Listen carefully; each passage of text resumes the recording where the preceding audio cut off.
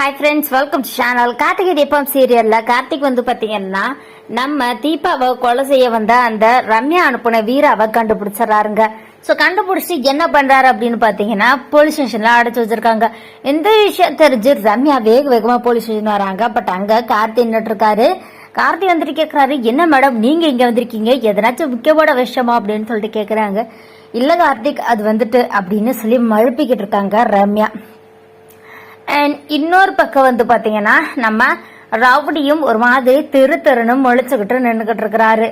And இங்க என்ன நடக்குது அப்படின்னு பாத்தீங்கன்னா கார்த்திக் ஒருவேளை உண்மை தெரிஞ்சிச்சோ, ஐயோ கார்த்திகை மட்டும் உண்மை தெரிஞ்சதுனா என்ன நடக்கும்னு நினைச்சு கூட பார்க்க முடியலையே.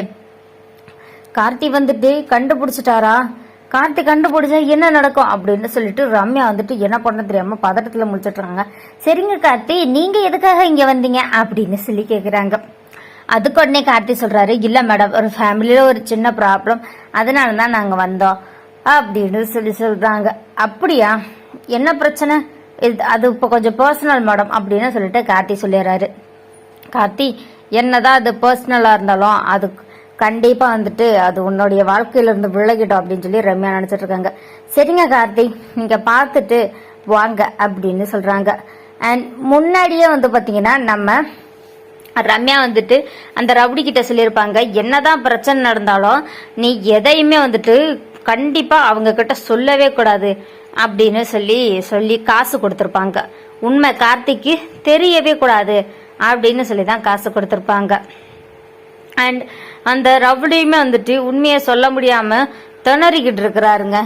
நெக்ஸ்ட் என்ன நடக்குது அப்படின்னா கார்த்தி வந்துட்டு உண்மையை சொல்ல போறியா இல்லையா, யார் உன்னை அனுப்புனது, ஐஸ்வர்யாவா அப்படின்னு சொல்லி கேக்குறாங்க.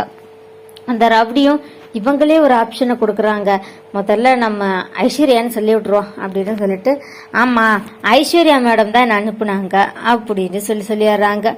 இதை கேட்டோடனே கார்த்திக்கு பயங்கர ஷாக் ஆயிட்டு உடனே அருணுக்கு கால் பண்ணி இப்படி சொல்றான், ஐஸ்வர்யாவுக்கு எதுக்கு இந்த தேவையில்லாத வேலை, ஐஸ்வர்யா நீ ஏன் இப்படி செய்யணும் அப்படின்னு சொல்லி பயங்கரமா சண்டை போடுறாங்க.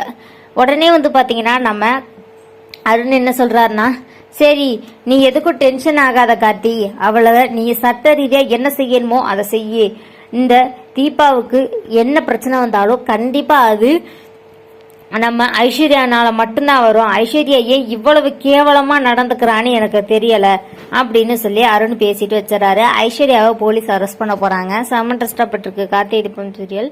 இந்த வீடியோ உங்களுக்கு பிடிச்சிருந்தா லைக் பண்ணுங்க, ஷேர் பண்ணுங்க. தேங்க்ஸ்.